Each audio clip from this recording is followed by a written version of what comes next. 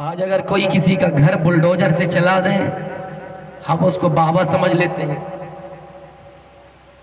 इतने बड़े बड़े महल गिराए जाते हैं, इतनी बड़ी बड़ी बिल्डिंगें गिराई जाती हैं, बेकसूर लोगों का, बेगुनाह लोगों का, बड़ी बड़ी इमारतें।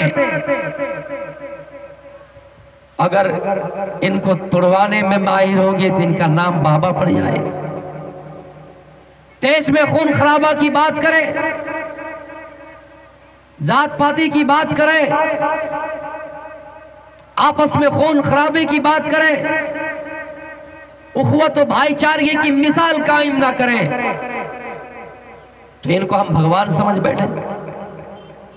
मेरे प्यारे साथियों, सेक्युलरिज्म वो होता है कि यहाँ सिख दलितों के कंधों पर चले, मुसलमान हिंदुओं के पैर से पैर सटाकर चले। इसी का नाम है हमारा ये मुल्क, जो डॉक्टर भीमराव अंबेडकर ने इसका नाम देकर गया था कि सेक्युलरिज्म। और ये नारा दिया था कि यहाँ हिंदू मुस्लिम सिख ईसाई सब भाई भाई है। लेकिन जो इन चीजों की तोड़ने की बात करें, उसको हम भगवान का दर्जा दें। जो बड़ी बड़ी बिल्डिंगें तोड़ें, जो किसी को मिट्टी में मिलाने की बात करें, इनको हम बाबा समझ बैठे। इलेक्शन होता है हमारे देश में, इसका मतलब ये होता है कि हम इख्तिदार पे ऐसे लोगों को सेलेक्ट करें, इख्तिदार पे ऐसे लोगों को बिठाएं जो हमारे देश के लिए फायदेमंद हो, सूदमंद हो, हमारे देश में खून खराबे की बात ना हो, हमारे देश में कत्ल गारतगिरी ना हो, हमारे देश में उखवत भाईचारे की मिसाल हो, हमारा मुल्क इस तरह हो जिस तरह मौलाना अबुल कलाम आजाद साहब और पंडित जवाहरलाल नेहरू एक प्लेटफॉर्म पर खाया करते थे, एक प्लेट पर बैठकर खाना खाया करते थे, एक प्लेटफॉर्म पर रहा करते थे। इस तरह मुल्क हमारा हो। लेकिन इस जगह पे देश के प्रधानमंत्री जी ये कहते कि जब वोट डालो तो इसमें ये नारा लगाकर, चीख कर नारा लगाओ कि बजरंगबली के नाम नारा लगाकर वोट डालो। मेरे भाइयों, मुसलमान भी अगर अल्लाहू अकबर का नारा लगाकर वोट डालते हैं, ये भी गलत है। इस्लाम इसकी इजाजत नहीं देता है। इस्लाम भड़काऊ भाषण की इजाजत नहीं देता है। इस्लाम खोलने की इजाजत नहीं देता है, परमिशन नहीं देता है कि आप अल्लाहू अकबर का नारा दे के वोट डालिए। मेरे भाइयों, दिल में एहसास पैदा करके जाइए, अपनी जबानों में वो बात लेकर जाइए कि हम वोट डाल रहे हैं, हम सियासी ताकत को पहचाने, हम इख्तिदार पे किन लोगों को बिठाएं, इस चीज को जाने। मेरे प्यारे साथियों, ये सोच कर जाइएगा तो अच्छा खासा रिजल्ट निकलेगा। जिस तरह कर्नाटक में रिजल्ट निकला, ये नहीं कहना चाहिए। हम भी अगर चाहें तो अल्लाह अकबर का नारा दे के वोट डाल सकते हैं, लेकिन हम ऐसा नहीं करेंगे, क्योंकि हम गधों के पीछे गधे नहीं बनेंगे। गधे की जब बहस हो गई घोड़े से, घोड़े ने गधे से कहा कि कौवा काला होता है। गधे ने कहा वो कैसे, कौवा सफेद होता है। बहुत देर तक बहस चली।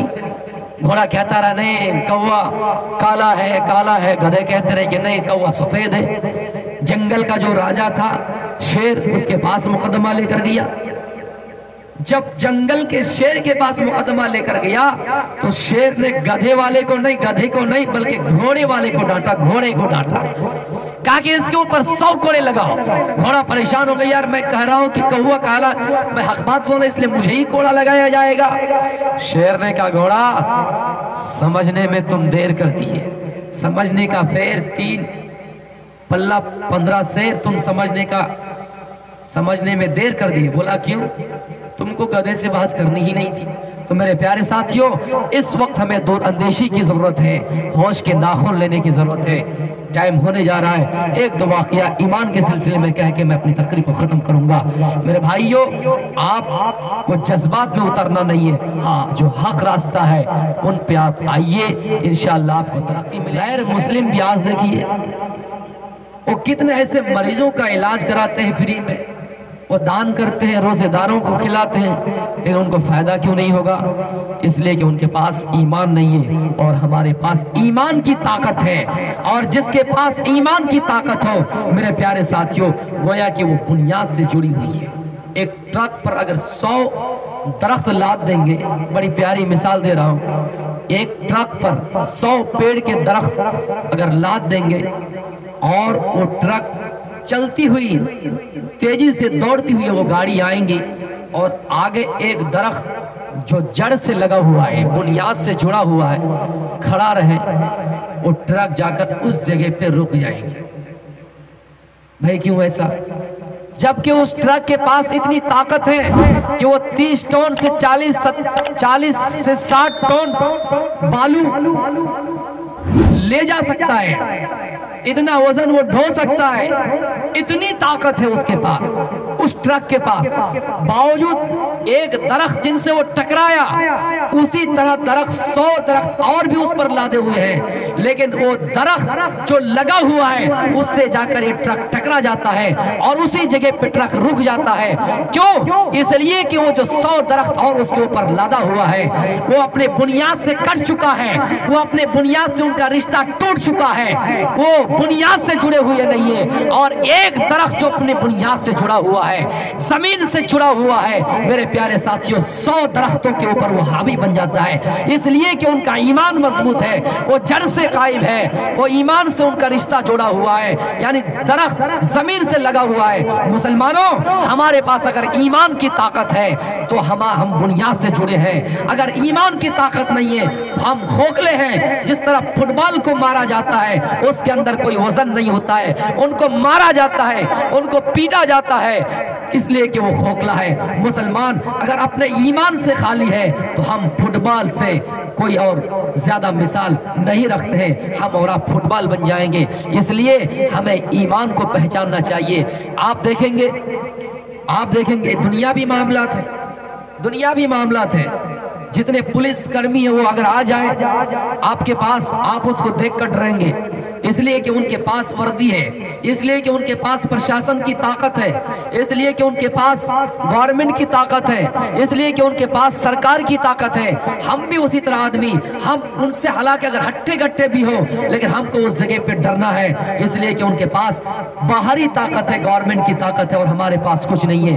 तो मेरे प्यारे साथियों, ये पुलिस की वर्दी जो है हमने और आपने दिया है, इसलिए पुलिस वालों को भी चाहिए कि इसकी ताकत का सही इस्तेमाल करें। लेकिन आजकल वो भी बिके हुए हैं, वरना अतीक और अशरफ को जो यूपी में मारा गया, ये जो आपका प्रयागराज में मारा गया, एक जगह पे 16 गोलियां उसके ऊपर चलाई गई और उस जगह पे 10-12 पुलिस उसी जगह पे मौजूद थी।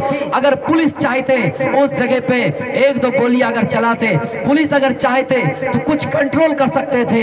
लेकिन आप देखिए सूरत हाल, ऐसे पुलिसों सुनो, अगर तुम मुसलमान से हो तो अल्लाह के रसूल की हदीस है, सिनफान मिन अहली नार, जहन्नम के 2 गिरोह ऐसे होंगे जिनके पास ताकत होगी लेकिन वो अपने ताकत का सही इस्तेमाल नहीं किया होगा।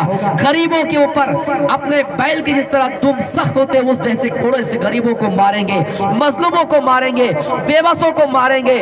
अगर मुसलमान पुलिस हो तो तुम्हारा ठिकाना कहीं ऐसा ना हो कि उन 2 गिरोह में से एक गिरोह में हो जाओ। अगर दूसरे जाति से हो, कोई सनातन धर्मी से हो, तो कहीं ऐसा न हो कि मरने के बाद सुअर बना दिए जाओ, मरने के बाद कुत्ता बना दिए जाओ, मरने के बाद बिल्ली बना दिए जाओ। तो मेरे प्यारे साथियों, हम तमाम देश के पुलिस कर्मियों से अपील करते हैं कि आपके पास ये ताकत है, ये ईश्वर ने आपको बड़ा वरदान दिया है, आपकी इज्जत हम करते हैं, रिस्पेक्ट आपकी इज्जत करते हैं, वेलकम हो आपकी ताकत का कि आप हमारे देश की सुरक्षा के लिए चुने गए हैं। आप अपनी ताकत का सही इस्तेमाल कीजिए। इतना सा पैगाम आप उन लोगों को भेज दीजिएगा।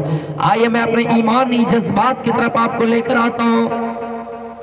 हजरत अबू तला अंसारी सहाबी है, कुरान पढ़ता है, कुरान को अपने हाथ में उठाता है, कुरान को पढ़ता है, कुरान पढ़ते पढ़ते सूरह तौबा पर पहुंचता है। इतने में एक आयत उनके पास, उनकी हाथ लगती है, उस आयत तक वो पहुंचते हैं जिसमें उस आयत में कहा गया, इनफिरू खिफाफन व थिकाला व शाहिदू बिअमवालिकुम व अनफुसिकुम फी सबीलिल्लाह। ऐ लोगों, हर हाल में कूच करो, हर हाल में कूच करो, जिहाद के लिए निकलो। खिफाफन व थिकालन, तुम्हारे पास ताकत रहे या न रहे, तुम्हारा जिस्म कमजोर हो, तुम्हारा जिस्म ताकतवर हो, तुम ताकतवर हो या हल्के हो, हल्के जिस्म हो या भारी जिस्म हो, हर हाल में जिहाद करो। तुम्हारे पास ताकत हो, तुम्हारे पास ताकत ना हो, पैसा हो या ना हो, खिफाफ व सिकालन, हर हाल में जिहाद के लिए निकलो। वजाहिदू बिअमवालिकुम व अनफुसिकुम फी सबीलिल्लाह, और अल्लाह के रास्ते में जिहाद करो, अपने मालों के साथ जिहाद करो और अपनी जानों के साथ जिहाद करो।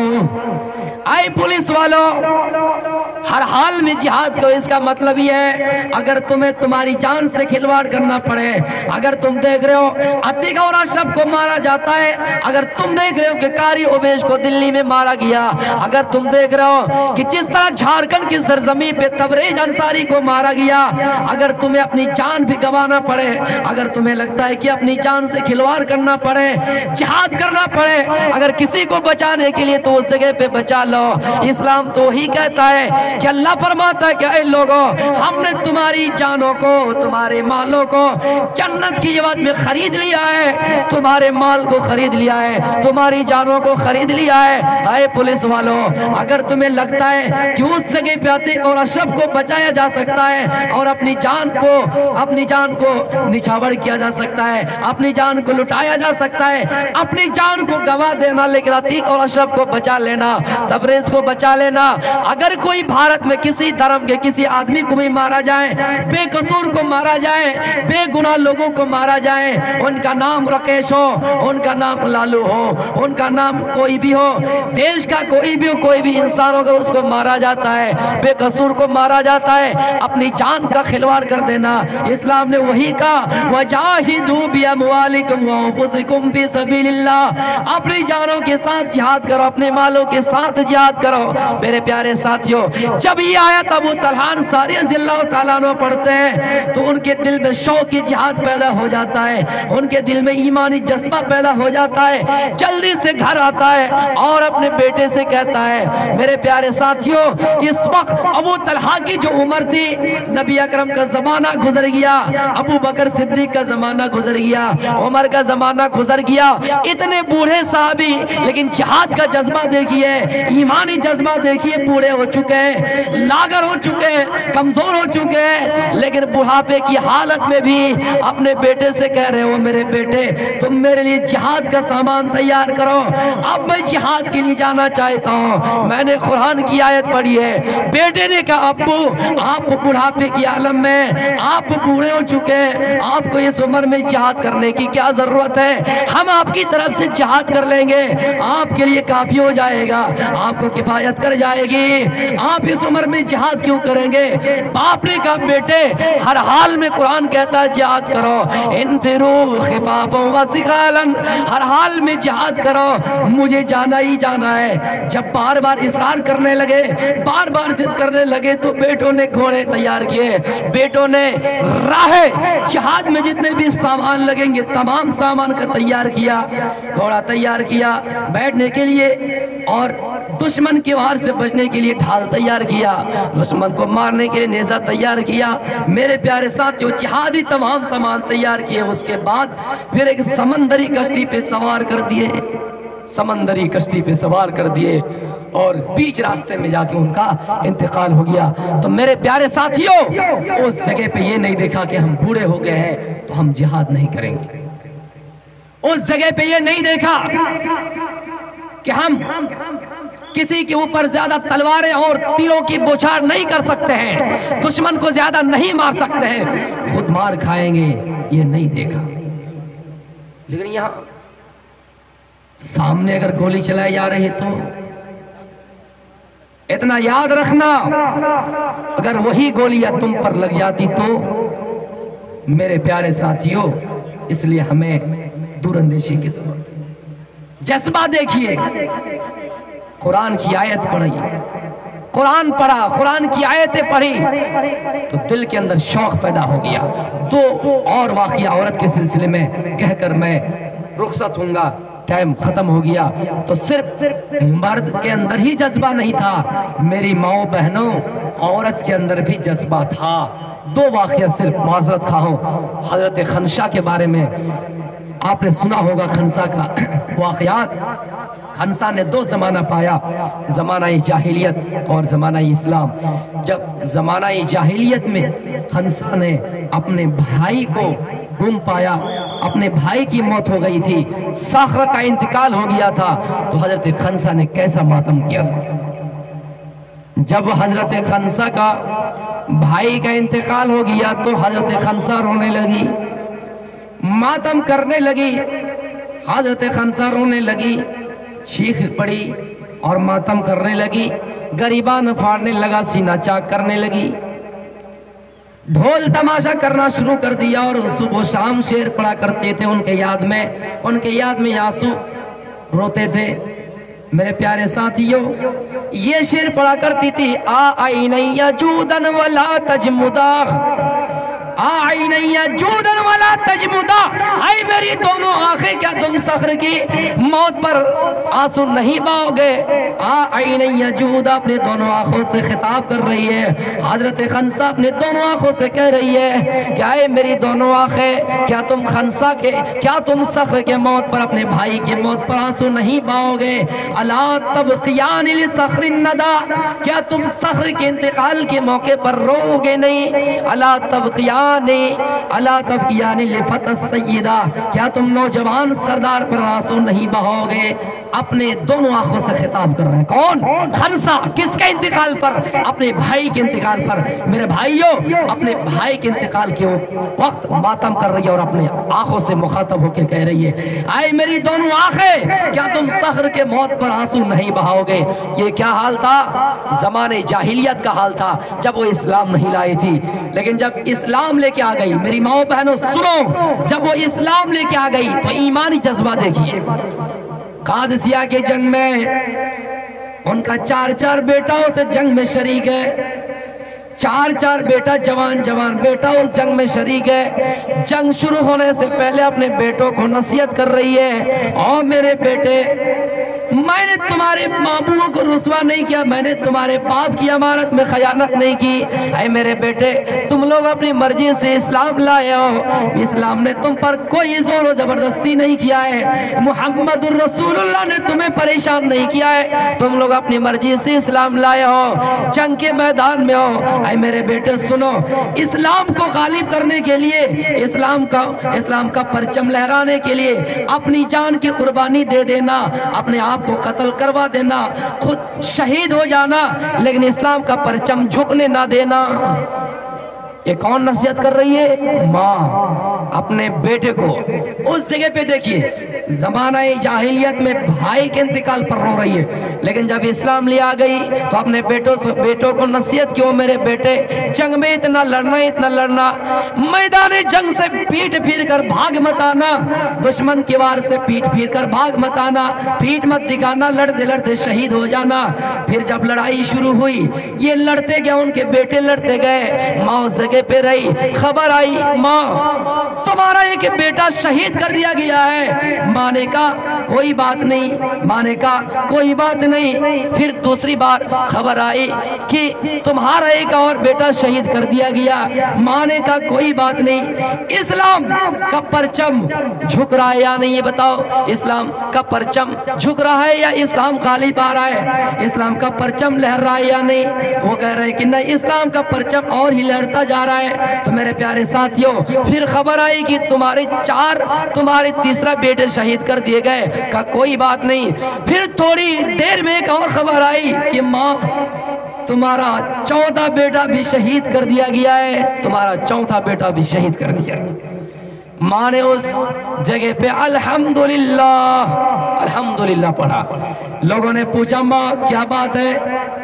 जब किसी के घर में कोई शख्स इंतकाल करता है, भाई का इंतकाल होता है, बाप का इंतकाल होता है, बेटे का इंतकाल होता है, तो अल्हम्दुलिल्लाह नहीं इन्ना लिल्लाह पढ़ा जाता है। लेकिन क्या बात है कि तुम अपने बेटे के इंतकाल के मौके पर इन्ना लिल्लाह के बजाय खुशी का इजहार कर रही हो, अल्हम्दुलिल्लाह पढ़ा करते हो इन्ना लिल्लाह की जगह। मेरे प्यारे साथियों, खनसा ने जो जवाब दिया था वो वाकई हमें और आपको ईमानी जज्बा से जोड़ रहा है। उसने जो जवाब दिया, उसने कहा लोगों, जब मैंने ज़माना ही जाहिलियत में अपने भाई को खोया था तो ये सोचा था कि भाई को खो दिया, गोया कि मेरी कौम मजबूत नहीं कमज़ोर हो गई। मैंने अपने भाई को खो दिया तो मेरी ताकत कमज़ोर हो गई। अब अपने 4 बेटों को खो दिया तो मुझे परवाह नहीं, इसलिए कि अल्लाह मुझे खिलाएगा, इसलिए कि मुझे अल्लाह पिलाएगा। आए लोगों, जब क़यामत के दिन मुझे खड़ा कर दिया जाए मैदान महशर में, अल्लाह मुझसे पूछे, आए खंसा, मैंने तुम्हें दुनिया में जवान जवान 4 बेटे दिए थे, आए खंसा तुमने अपने 4 बेटों को किस राह में लगाए? क्या किसी को तस्करी में, क्या किसी को जुएबाजी में, क्या किसी को जुआ खेलने में, क्या किसी को शराब पीने में, क्या किसी को ग़ीबत करने में, क्या किसी को चुगली करने में, क्या किसी को दलाली करने में, क्या किसी को ज़मीन हड़पने में? क़यामत के दिन जब अल्लाह मुझसे सवाल करे तो मैं अल्लाह को जवाब दे सकूं, या अल्लाह मैंने इन 4 बेटों को तेरी राह में लगा दिया, मैंने अपने 4 बेटों को इस्लाम की खातिर कुर्बानी कर दी। आय अल्लाह, मैंने अपने बेटों को ना किसी शराब के अड्डे में दिया, ना किसी जुएबाजी के अड्डे में दिया, ना किसी ज़िनाकार के अड्डे में दिया, ना किसी की चुगलखोरी करने में दिया। आय अल्लाह, मैंने पहला बेटा खो दिया, फिर दूसरा बेटा खो दिया, तीसरा बेटा खो दिया, चौथा बेटा भी खो दिया, लेकिन मातम नहीं कर रही हूँ, सब्र कर रही हूँ। तू मुझे सब्र का सिला देना, तू मुझे सब्र का बदला देना। ऐ लोगों, जिसकी दुनिया में नेक औलाद होगी अल्लाह उसको जन्नत में उसके साथ उसको जगह देंगी। इसलिए मेरे प्यारे साथियों, खंसा ने यही जवाब दिया था कि मैं अल्लाह को ये जवाब दे सकूं। तो मेरे प्यारे साथियों, जब इस्लाम नहीं लाई तो देखिए भाई के इंतकाल पर कौन पूछती है? भाई के इंतकाल पर मातम, सीना फाड़ रहे हैं, गरीबान चाक कर रहे हैं, ढोल पिटवा रहे हैं, लेकिन 4 बेटे शहीद कर दिए गए इसलिए कि उसके पास ईमान आ गया। तो मेरे प्यारे साथियों, जब तक उनके अंदर ईमान नहीं था तो अपने भाई के इंतकाल पर रोया। जब ईमान लेके आ गया तो अपनी जान की परवाह नहीं की, अपनी औलाद की परवाह नहीं की। इसी को कहते हैं कि दुनिया की कामयाबी नहीं बल्कि आखिरत की कामयाबी। हम और आप दुनिया में कामयाबी की कोशिश करते हैं लेकिन आखिरत की कामयाबी को भूला बैठे हैं। इतना याद रखिएगा, ये दुनिया ये दार फानी है, वो दार हमेशा बाकी रहने वाली है। हमें और आपको उस जिंदगी की तैयारी करनी चाहिए और मौत को ज़्यादा से ज़्यादा याद करनी चाहिए, उसकी तैयारी करनी चाहिए। अल्लाह के रसूल ने कहा सबसे होशियार और अक्लमंद इंसान वही है जो मौत को ज़्यादा से ज़्यादा याद करें और उसकी तैयारी करें। आखिर में आपसे अदबन गुजारिश करूँगा कि अगर दौरान खिताब मुझसे कोई बशरी तकाज़े के बुनियाद पर कुछ गलतियाँ हुई है, खामियाँ हुई है तो आप मुझे दरगुजार करें, आप मुझे माफ़ करें। अगर कुरान और हदीस में कहीं गलती हुई है तो हम अल्लाह से दुआ करेंगे, उसका जिक्र उसके ज़िम्मे अल्लाह के वो ज़िम्मे है, अल्लाह मुझे माफ़ करेगा। अगर आपको अगर कोई ज़बान से ठेस पहुँचे तो आप मुझे माफ़ कीजिएगा, इसलिए कि ये हुकूकुल इबाद है।